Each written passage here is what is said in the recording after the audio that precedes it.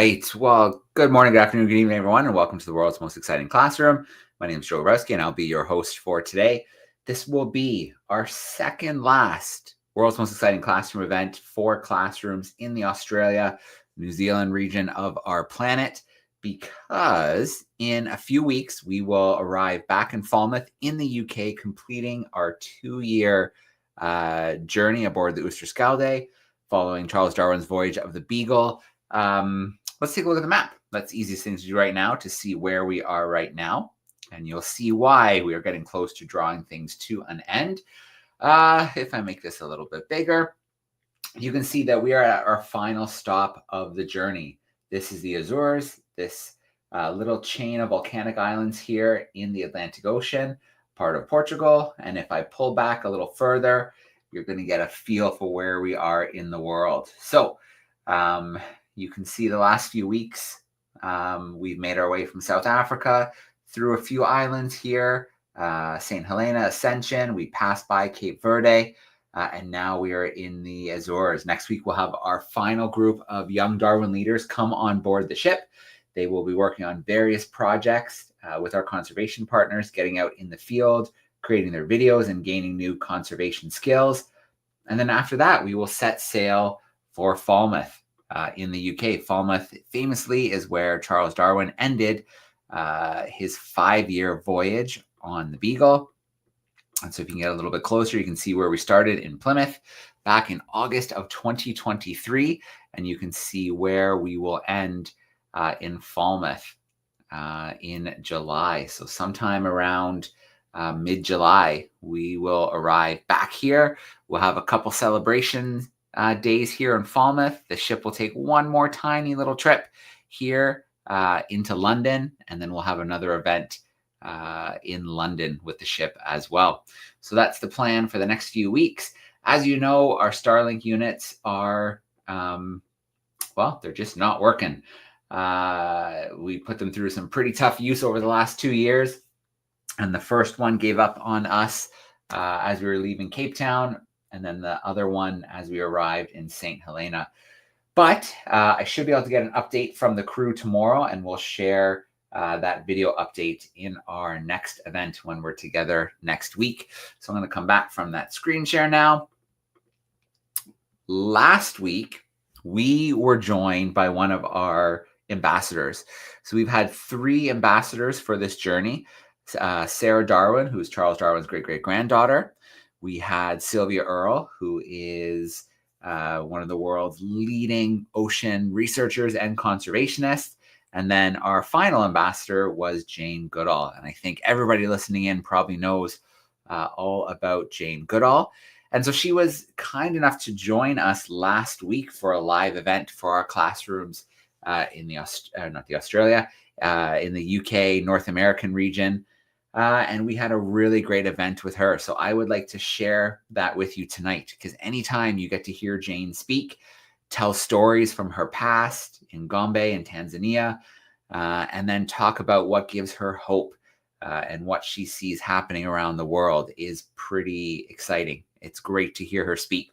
So I have that video queued up. We're going to take a look at that today.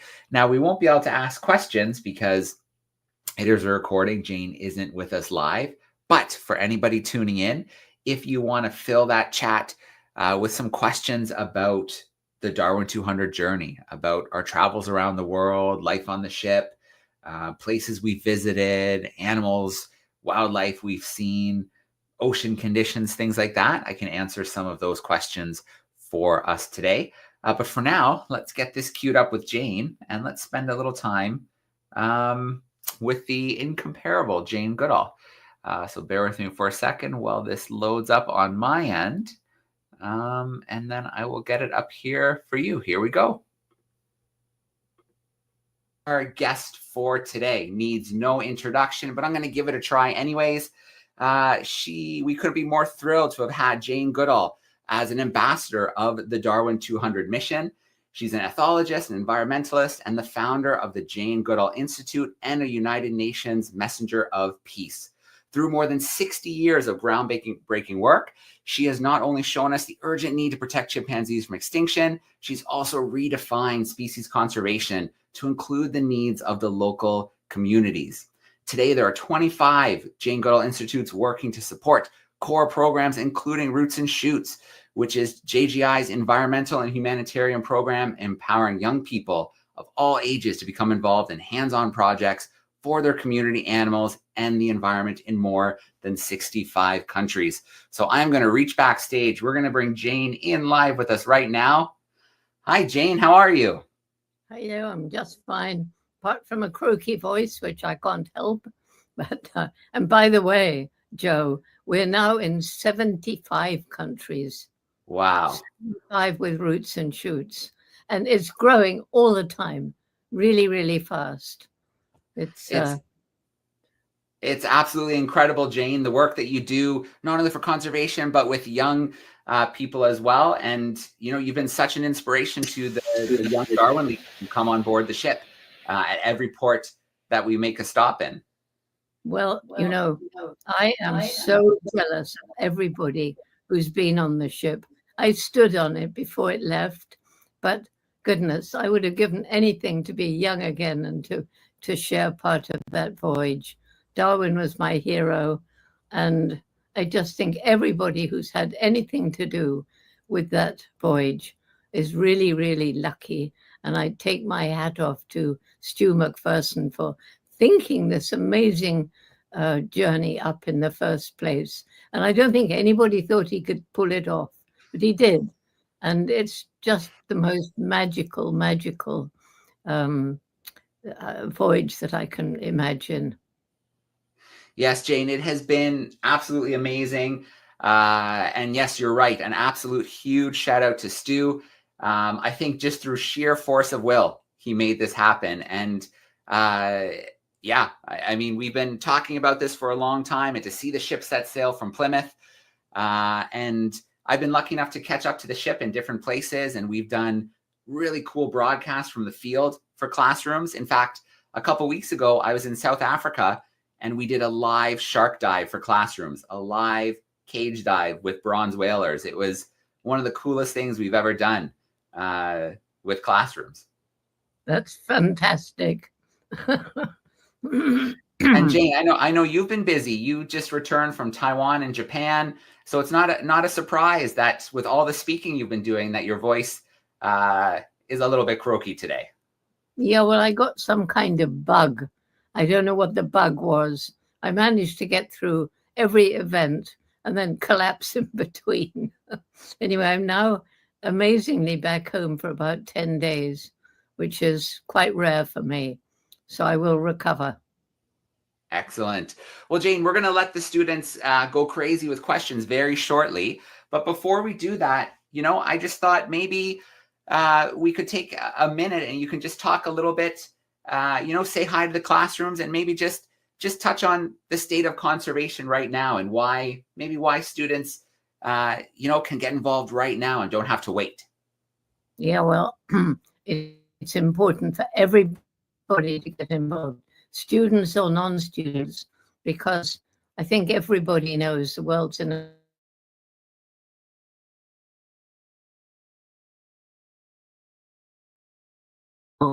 to do their bit. We need everybody to remember every single day you live on this planet, you make some impact and you get to choose wisely.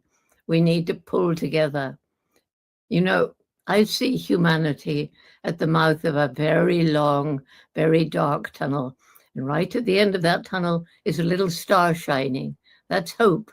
But it's no good sitting at the mouth of the tunnel and waiting for that star to come. We've got to crawl under, climb over, work our way around all the obstacles between us and the star.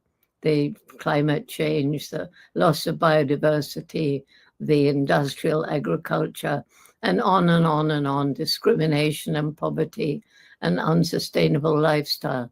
So it needs all of us to get together and do our bit.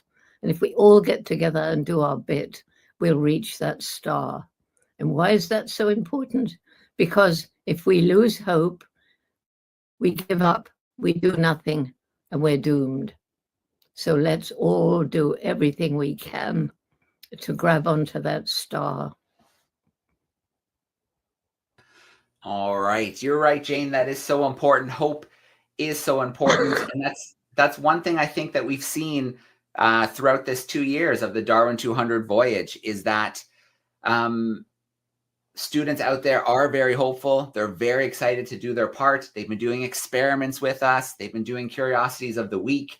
They've been telling us stories about things that they do in their classrooms and their communities. So I think that's one thing Stu and I have noticed on this journey is there's so much hope when we see the Explorers Club researchers come on board, when we see Darwin leaders from all over the planet come on board and learn with us. And then when we see the students each and every week come out, hang out with us, ask questions, and learn about the world. So yeah, we get to see that hope. And I know through Roots and Shoots, you get to see that hope as well. Absolutely. I mean, I was just in Japan. It's just flying across Japan. It started late, but my goodness, it's catching up. And it's because we have such incredible people, you know, volunteers, a few staff, and then the students themselves, all having ideas, all working away to make this a better world. It's very exciting. All right. Well, I think it's time that we meet some of our students hanging out with us today. There's still loads and loads saying hi in the chat, which is great. We're going to visit some of our camera classrooms. We are going to take some questions from YouTube, so don't be shy and send us some questions in the chat sidebar. But I think I want to see some other faces. So I'm going to start off in North Bay, Ontario. We've got some grade 3-4s hanging out with us. Let me get them in here. Good morning, North Bay. How are we doing? Oh, I think we need to grab the mic for me. There we go. Hi, my name's Jaden, and I'm wondering, throughout your career, how many chimpanzees have you been working with? How many oh my goodness. Well, I couldn't possibly answer you that way. Remember, I've been doing it now for 65 years. And out in the wild, there are 3 groups of 50 each, but many of those have died and new ones have been born. And then I work with zoos all around the world, and we have sanctuaries for orphan chimps whose mothers have been shot. So I couldn't begin to tell you how many chimpanzees. Thousands. Okay, thank you.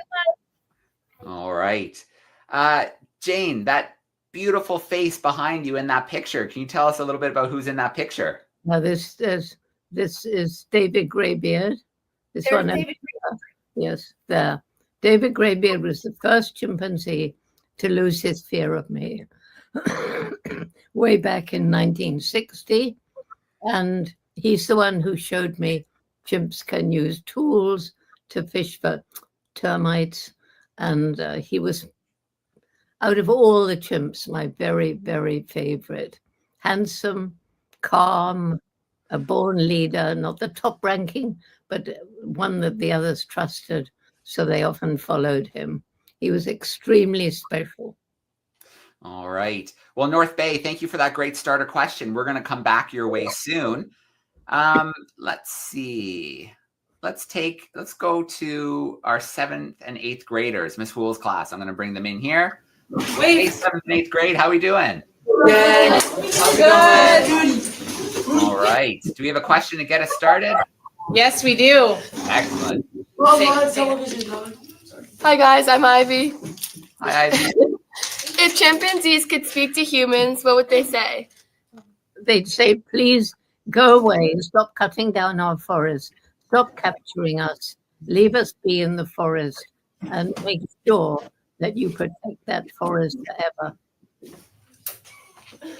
All right. 7, 8, we're going to come back your way, but I have no doubt that if a lot of animals could speak, plants, animals, that they would have that same thing to say to us. No question. Absolutely. I'm sure they would.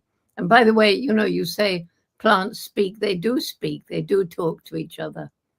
A lot of people don't believe that, but it's true, as you know.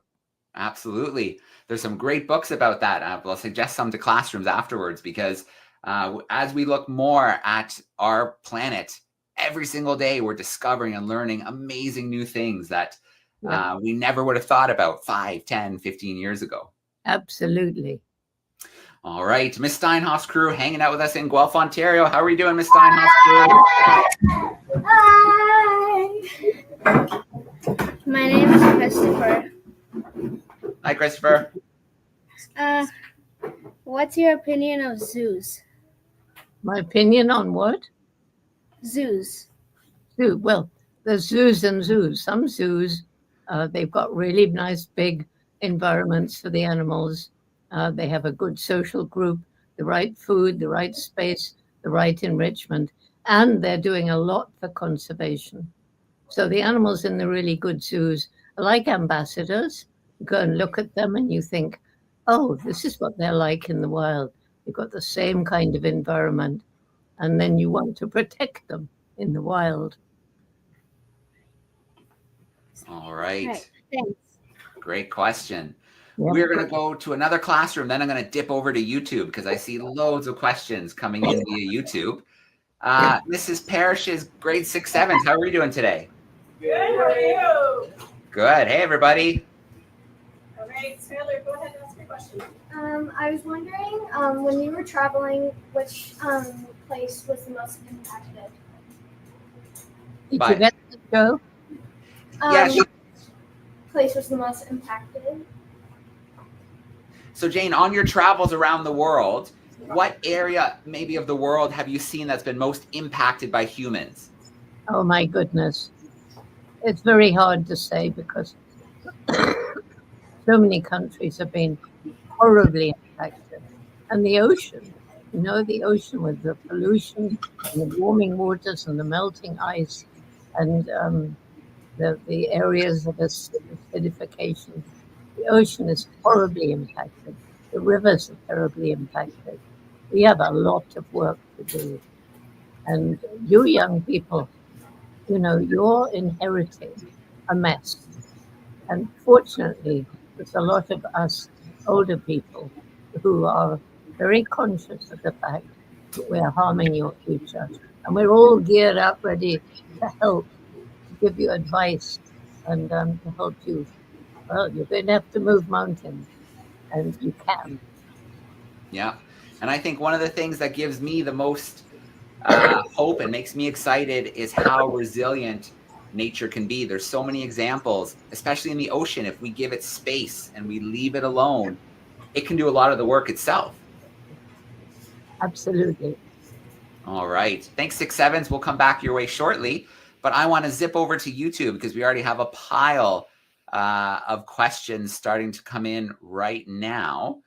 Let's see. What should we start with? Okay, this is kind of a fun one. Jane, this student would like to know, what about your job? What about your career do you love the most? Well, what do I love the most? I think I love the most getting to meet amazing people when I go around the world and seeing extraordinary projects, just like you were saying, Joe, places that we've utterly destroyed. Give nature a chance. Nature will come back. Animals on the brink of extinction can be given another chance. And I love collecting up these stories and then sharing the stories when I do my lectures. Yeah, absolutely. Let's see. Okay. We have some students in Hamilton, and they're on their way to high school. They'll be going to high school after the summer, and they want to know if they want to research in the field, if they want to work in conservation, what subjects would you recommend that they take? Well, it partly depends on what their school will give them, but I absolutely would recommend them to join Roots and Shoots, because then they'll have access to young people all around the world doing exactly what they want to do. But the subjects, some people want to go more into the zoological side of it. Mm-hmm. Other people want to be out doing conservation, and different countries, different universities, different schools offer slightly different ways of getting there. And I don't know all the ways. All I know is if that's what you want to do, hang on to that vision and don't give up. That's what mother said to me. Yeah, there is nothing better than if you can turn your passion into your career. Nothing better. And one thing that we've learned over the 2 years of the Darwin 200 is even if you don't study science, maybe science and math aren't your best subject, you can still be involved in conservation. We need engineers. We need people who can make and fix things. We need people on board the ship who can cook and navigate. We need artists who can draw what we're seeing and bring things to the public in exciting new ways, like that beautiful picture of David Greybeard back there. And also, you know, Joe, I mean, you can help conservation, whatever you do. You can be a teacher, you can be a parent, you can be, you know, you can be somebody who empties dustbins. It doesn't matter. You can still do your bit for conservation by thinking, what do you buy? What do you eat? What do you wear? Did it harm the environment? Was it cruel to animals like factory farms? Can you eat less meat? Because eating lots of meat is totally ruining the planet, maybe more than almost anything else. Okay, so Dorothy would like to know how old you were when you first went into the field with the chimpanzees. Oh, I was 23 when I went to Africa and went to Olduvai Gorge with Louis Leakey and met a lion on foot and met a rhino and elephants all on foot. But when I began working with the chimps, I was 26, but a very young 26 in those days, not like a 26-year-old today. I mean, we were very, very naive. We didn't travel. I mean, students didn't get to travel like students do today. Yeah, a different world and very different connectivity. Yeah. Okay. There was no television when I was growing up. No television. So when I went in the field, you know, today you have all kinds of stuff. I had a notebook and a pencil and a pair of secondhand binoculars. That was it. All right. Well, you made the best of those tools, Jane, no question. Mr. Moore's class would like to continue that early research questioning, and they're wondering, when was it when you saw your first chimpanzee? How did it feel? Very frustrating because it took one look and vanished into the forest.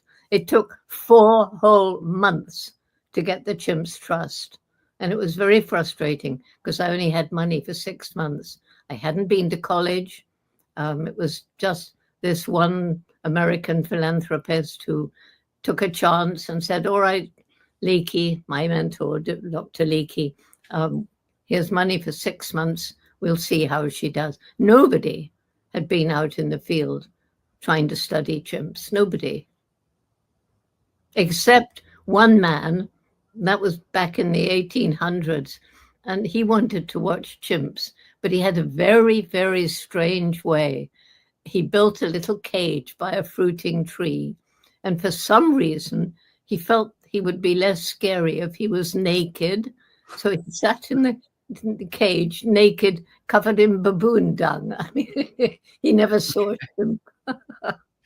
All right. Well, I mean, science is all about hypothesis, and maybe that one wasn't as good, but that's why we try things. We learn when we try things. Well, I think that was a very foolish thing to try. Absolutely. Okay, one more question from YouTube, and then we'll get our camera classrooms again. This is a group in Nova Scotia, and they're wondering, you know, if you could give students a simple piece of advice for something they could do every day to help the planet, what would it be?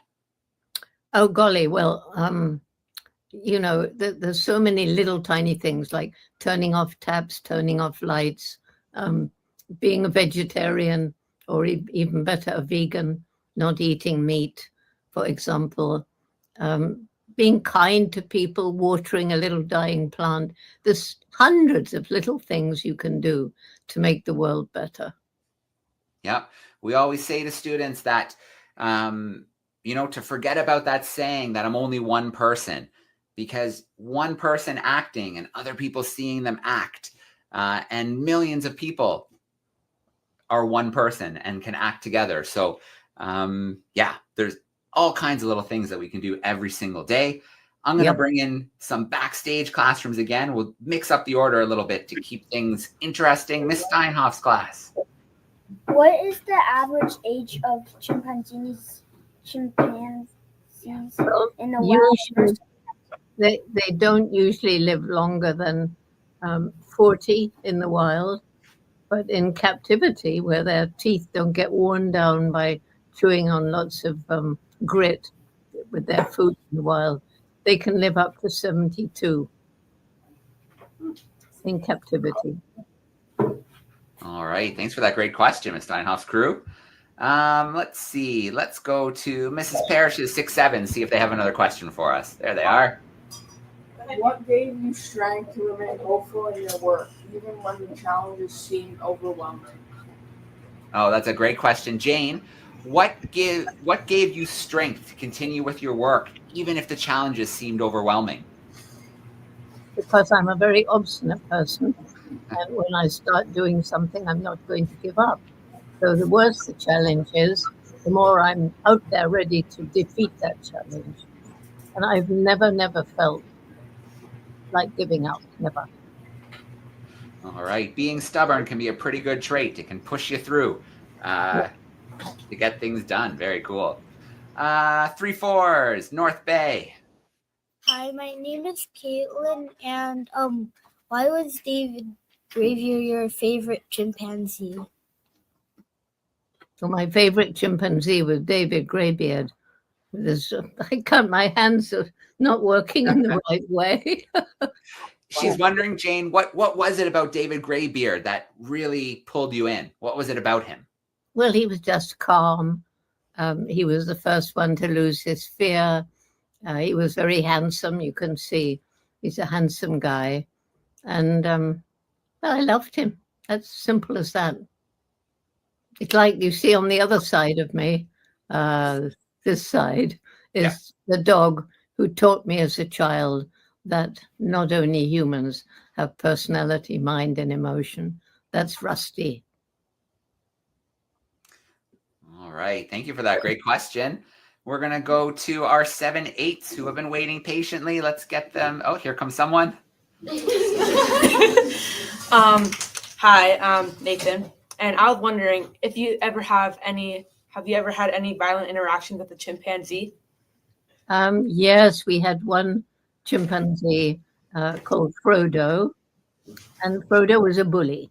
He bullied other chimps. He bullied us. He especially bullied me. And he would charge up to us, and they're very strong. They're like 10 times stronger than me. And they charge, and it's just this ball of muscle and hair, and their faces bunched in a furious skull, and their hair's sticking out, and they whack you like that. And we used to hang on to trees, but Frodo used to pull me off the tree and drag me.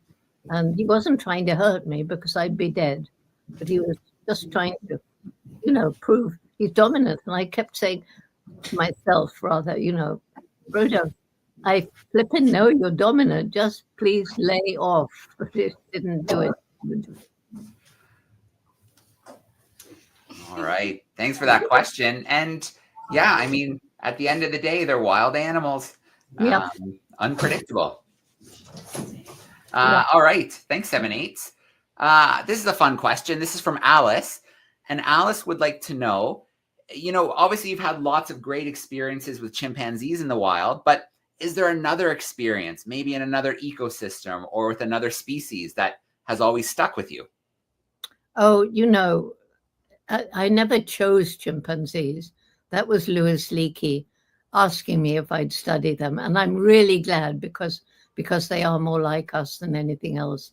But I love all animals. I would have studied any animal. I've had wonderful experiences watching elephants, watching warthogs, and I love pangolins, the most heavily traded animal in the world. Will become extinct if we don't care for them a bit better. I just love being out in the wild with almost any animal. It's where I love to be and almost never am today. Jane, I was just, while the ship was in Cape Town, I went up to Greater Kruger for a few days, and I got to spend several days tracking and following a pack of wild dogs. Yeah. And it was just, oh my gosh, they're so smart and so social. We saw them hunting and catching prey, but then we also saw the moments when they were playing around, and just, there's nothing better than being in the wild and being in nature. Raising their cubs. I watched them for a year, wild dogs, but also even more fascinating are hyenas. That was one of the best times I ever had, was a year studying hyenas. Yeah, and that was a funny thing too, is wherever the pack of wild dogs went, there was always one or two hyenas following in behind. That's they right. wanted to try and get in on those kills. Well, you know, the hyenas make many kills themselves, and the lions steal from the hyenas. Yes, it's a tough world out there. You know, the funny thing with hyenas, one reason they love following wild dogs, if the wild dog is lying there, they'll creep up behind. They love eating wild dog poo. They'll try and pinch it almost as it comes out. It's so funny. All right. Okay, I could continue watching that. Jane is so amazing. If you do want to watch some more of that, if you go to Exploring by the Seat of Your Pants YouTube channel or DARWIN200 YouTube channel, you can watch the rest of that connection with Jane. It's amazing to hear her speak. The students love to get the chance to ask the questions. She's got amazing stories. Really a real pleasure to get to spend some time with her last week as one of our DARWIN200 ambassadors. And I know the thousands of students who joined us during that live event really enjoyed that opportunity. And the recording is still being watched a lot by the classrooms in the DARWIN200 community. So a huge shout out to Jane and her team for doing that with us and for being an ambassador the last 2 years with us. Okay. So yeah, like I said, if you do have any questions about the DARWIN200, about the journey over the last 2 years, life on the ship, the wildlife we've seen, the conservation projects, don't be shy to use that chat sidebar. We have an experiment that we did last week, which I'm going to play one more time because you still have one more week to give that experiment a try. And in fact, this will be our last experiment because with next week being our final event, we don't have time to do another one. We've got a curiosity from last week, and we've got a brand new curiosity for this week, which again will be our last curiosity of the week. And then depending on the time, we connected with another really cool sailing journey called Around the Americas. And they have just set out on a 14-month journey on a sailboat, much smaller than the Oosterschelde. And they are going to sail around North America and South America, which are essentially just one massive island. So they're going to sail around that giant island of North and South America. It's going to take them just over 2 years. They're going to do a lot of science along the way. They're actually in the Gulf of Alaska right now. We just had another live event with them where we released a swift buoy to gather data on the waves and the temperatures and the salinity of the ocean. And we'll connect with them all throughout the year and a bit as they travel around the world. So we're going to queue up the Rainbow Rain experiment in just a moment, but I do see a couple of questions coming in via the chat. So maybe we'll tackle a few of those. And then we'll get into that Rainbow Rain experiment. So the first one here is from Margot, and Margot wants to know about how big chimpanzees can get. So smaller than us, maybe 3 feet to 5 or so feet tall when they're standing upright. Of course, they're not doing that very often. A lot of times they're sitting or they're crouched and moving on all fours. They can get to be up to about 130 pounds, and the males tend to be a little more solid, a little larger than the females. But as you heard Jane say, chimpanzees are incredibly strong. It's not even close comparing chimpanzees to us. Chimpanzees are much stronger than humans. You heard Jane tell that story about Frodo, where Frodo basically just grabbed her one day and just kind of threw her and dragged her along. And there's nothing she could do except just hope that, Frodo would just let go after he proved his point that he was big and tough and dominant. So chimpanzees may be smaller than us, height-wise and weight-wise, but they are very, very strong. Okay, what else do we have here? Ellie, that's such a great question about chimpanzees. So Ellie's curious about how many there are in the world. And to be honest, their numbers are falling very, very fast. So we don't know for sure because they're spread out in places in Africa. Some of the places where they're found are dangerous to visit, like places in the Congo. So we don't have an exact number. We do know that their numbers are falling, where they're classified as endangered due to habitat loss, poaching, and diseases. So the best guess that scientists have could be between 170,000 to 300,000 in the wild. So that's a pretty big estimate, 170,000 to 300,000. One thing we know for sure is that their numbers are falling, and there's a lot of reasons for that. Habitat loss being one of the biggest ones. Disease is another one. They're so closely related to us that we can pass some of our illnesses. So chimpanzees living close to villages, human communities, they can get sick from interaction with humans as well. We're so closely related. Okay, what else have we got here? How long do chimpanzees sleep in a day? That's a question I don't know for sure. I know that similar to us, they do a lot of their sleeping in the evening. A lot of times they'll make nests, gather up some leaves and sticks and things like that, kind of curl up in their little shelter. During the day, they're definitely active. They're foraging, they're moving around, they're interacting with each other. But you definitely see videos of them kind of lazing around as well. So let's see if Google can give us a quick answer here.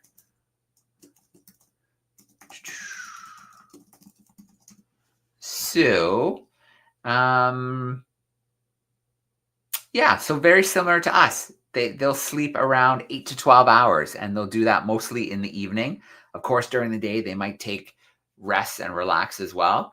And then it's just talking a little bit about what I mentioned, the nests, how they build their nests in the trees. They move around, so they'll build a new one for the next night. They like to be kind of feel, safe when they're up in the trees and comfortable. So they build those little nests up there in the trees. What else do we have here? How many babies can chimpanzees have in a year? That's Patrick. So Patrick, it would be very similar to us. On average, probably just one. But of course, there's twins can be born as well. But on average, I'd say it's very similar to us. I would say just one. Jack wants to know what I like most about exploring the world. Jack, my favorite thing about exploring the world is seeing wildlife in different places. So when I caught up with a ship in Rio de Janeiro in Brazil, getting to get out in the Atlantic rainforest and see golden lion tamarins. So you can only find them in one place in the world, and that is in Brazil in the Atlantic rainforest. There's only a few thousand of them left. They're doing amazing conservation work. So getting to see them in the wild was amazing.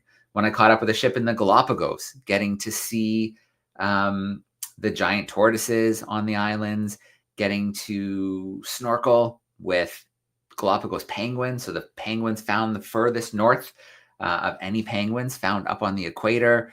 When I caught up with a ship in Australia, it was amazing to dive with the weedy sea dragons. It was awesome to be in Tasmania and to see the platypus, which I think are the coolest animals in the world, to get to see them in the wild. And then more recently in South Africa, getting to do the cage dive and do that live for students, getting to follow the wild dogs in the field and see them hunt. Getting to see things in the wild. Zoos are great because for people who can't travel, you get to see animals from around the world, and the really good zoos are doing amazing conservation work and ensuring that endangered species are surviving and doing really great research as well, funding research. But being in the wild, seeing things in the wild, especially rare animals that are hard to see, hard to find. So cool. I don't think I've told you this story. Let me see if I have the picture handy too. I'll share the picture with you as well. When I was going to South Africa, I stopped in Dubai. I had a stopover, and so I stayed overnight. But during the day, after I landed, I rented a car and I drove out in the desert because I really wanted to see a really cool owl called a pharaoh eagle owl. And so they're really hard to find, especially since they're most active at night. The desert is huge. I had a few ideas about where to go from researching online, but it was pretty unlikely that I'd find one of those owls in the wild. But if you don't try, you don't know what's going to happen. So I drove around in the desert for the day. I saw some cool birds and other wildlife. And then about half an hour before sunset, I was hiking along a little, not a mountain, too small for a mountain, maybe more like an escarpment. So just sand and rock and all these holes filling this escarpment. So it was like looking for a needle in a haystack. But I got really lucky and I found that needle. And I want to show you a picture of a pharaoh eagle owl. Whoops, I picked the wrong screen. Let's try that again. So I want to show you this picture of a pharaoh eagle owl. So there we go. That is a pharaoh eagle owl. Look at those intense eyes.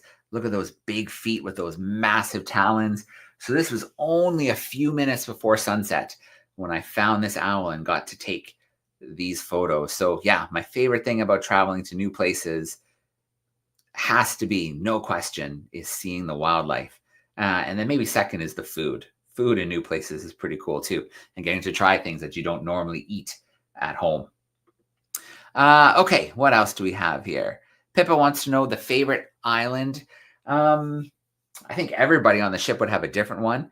I know a lot of people were really excited to visit Ascension. You guys saw some clips from Ascension last week. That's a pretty special remote island. It's a baby island, only about 1 million years old, a volcanic island, and one of the most important nesting sites for green sea turtles on the entire planet. My favorite island that I visited with the ship would probably have to be the Galapagos. I've been really, really lucky. I've been able to visit the Galapagos 3 times. And the Galapagos is unlike any other place on the planet. Wildlife that you only find there. Diving and snorkeling is incredible, from sharks to sea turtles to playing with the sea lions. And every once in a while, a Galapagos penguin joins you. So the Galapagos, I think for a lot of people, and everybody had that circled on their calendar because, very famously, Charles Darwin visited the Galapagos. Some of the observations he made were really key to him developing his theory of natural selection. So yeah, the Galapagos are a really, really special place. Lucas wants to know, back to chimpanzees, because we were talking about Jane.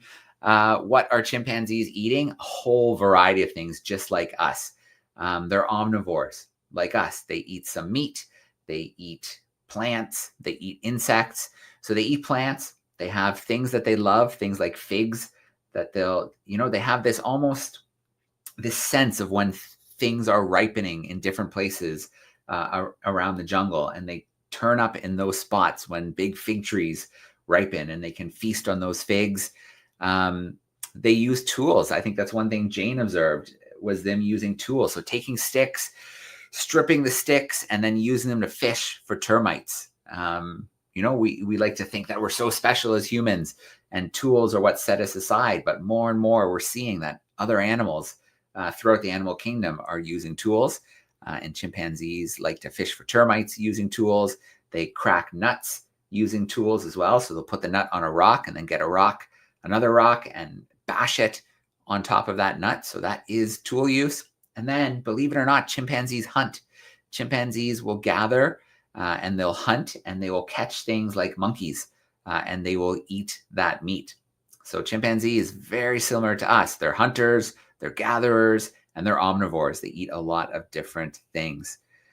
What's the biggest and smallest group of chimpanzees? Well, that can vary in size to small groups of just a handful, maybe 5 to 10, to groups. I think groups can be as large as 50 or more. But then those groups tend to break up over time into smaller groups because, numbers being that high, that's a lot of pressure to support that many. And you get a lot of fighting too, because the male chimpanzees, all want to be in charge. So yeah, the groups can very much differ in size over time. And I'm just checking online. The largest group here that I can see online was up to 150 individuals. So you can imagine a group of chimpanzees, 150 individuals, but they do tend to kind of break off into smaller groups. Sometimes they even kind of become solitary individuals and break off on their own and roam away. So yeah, very, very cool. I think I tackled most of the questions there. Okay, perfect. Well, let's take a look at the rainbow rain experiment because it will be our final experiment. We previewed it last week, or we premiered it last week. There's still one more week to give it a try. So let's take a look at it, and hopefully we'll get some classrooms to send us in some photos trying the experiment. So let's take a look at this rainbow rain experiment here together. Here it is. Here we go.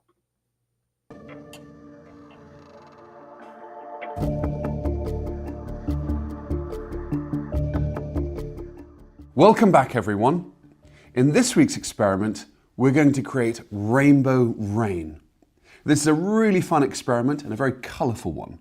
To do this experiment, you need a jar or a beaker of water, some oil. You can use cooking oil or baby oil. I'm going to use cooking oil deliberately because it's yellow, so you'll see the difference with the water. But baby oil that's see-through works absolutely fine too. Then you need as many types of food colouring as possible. These have to be liquid, water-based food colouring.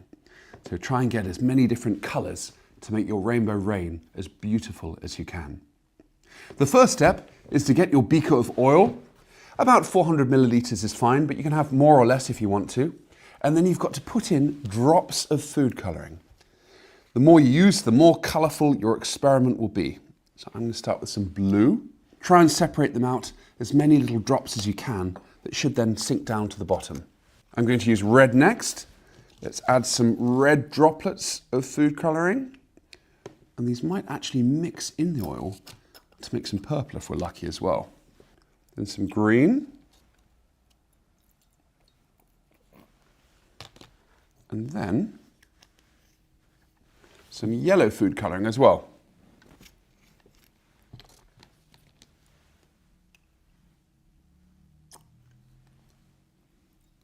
Quite a bit of yellow in there. So once you've added your food colouring, you then have to mix up the oil to make as fine little droplets of food colouring as possible. Give it a good stir and a good mix. It's pretty well mixed, I think. And you're then ready to create your very own rainbow rain. Let's pour this in and see what happens.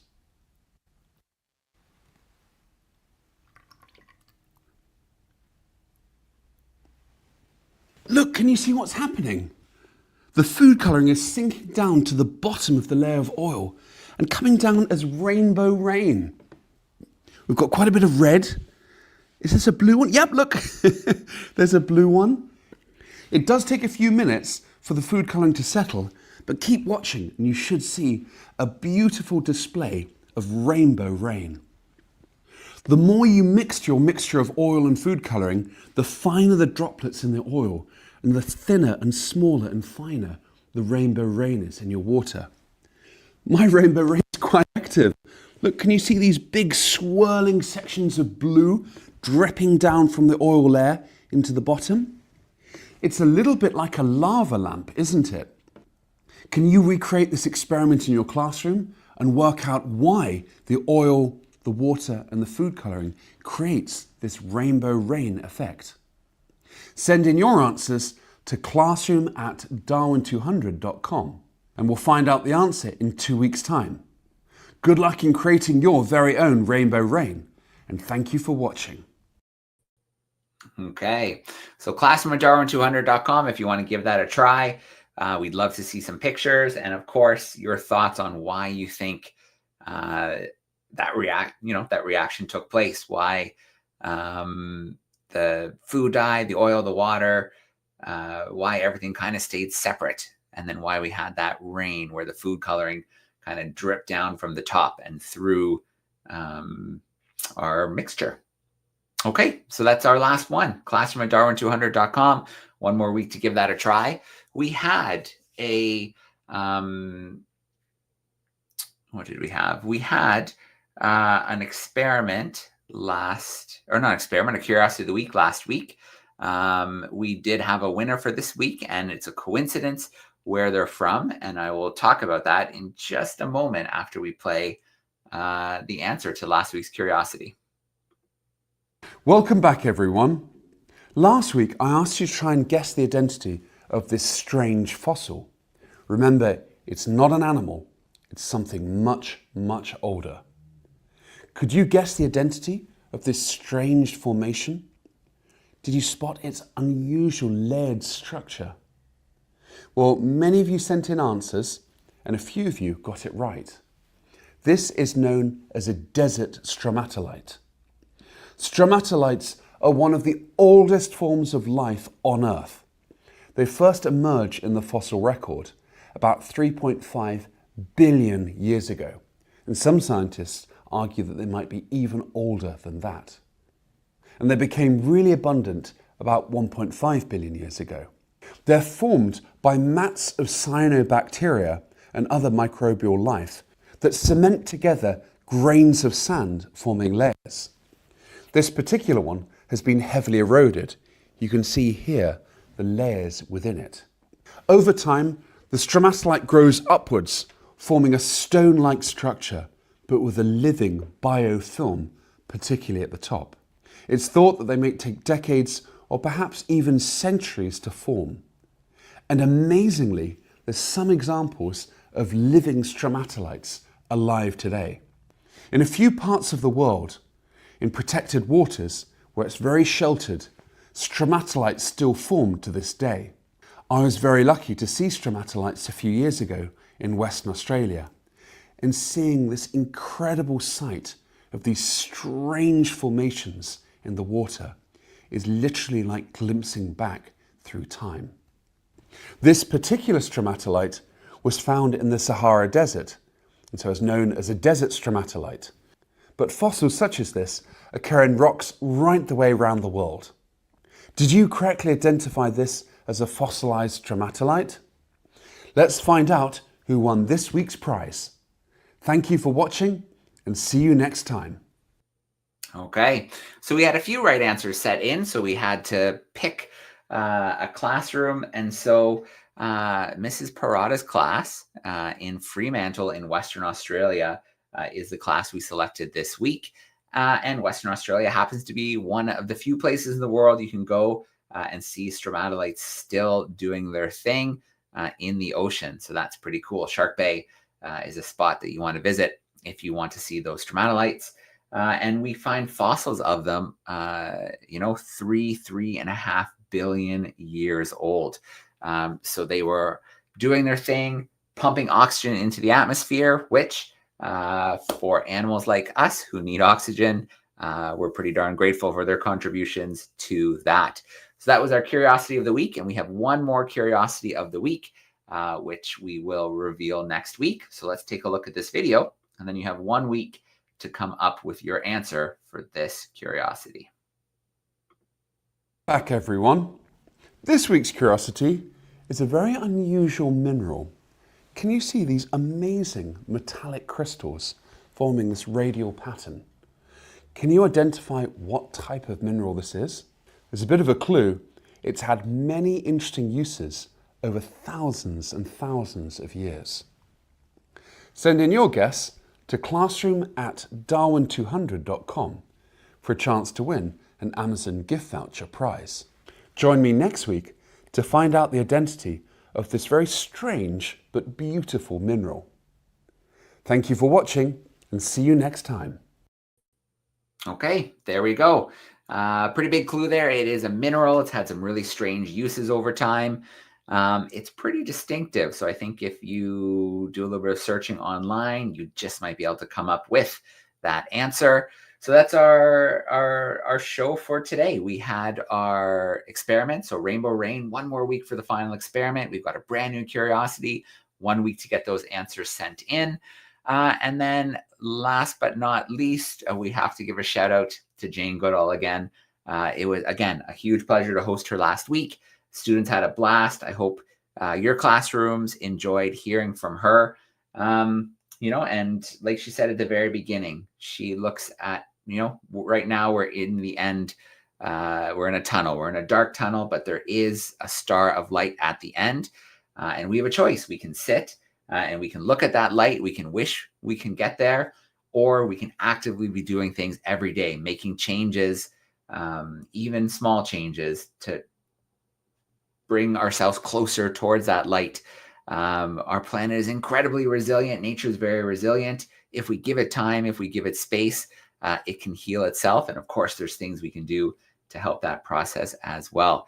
So thank you to the classrooms for hanging out today. And a huge shout out to our sponsors, supporters, and partners who make everything happen, from the world's most exciting classroom to sailing around the world, to bringing our researchers on board, to our young Darwin leaders joining us and hopefully just beginning careers as future conservationists. So we hope to see you next week. But for now, we are going to sign off. I hope everyone has a great upcoming weekend.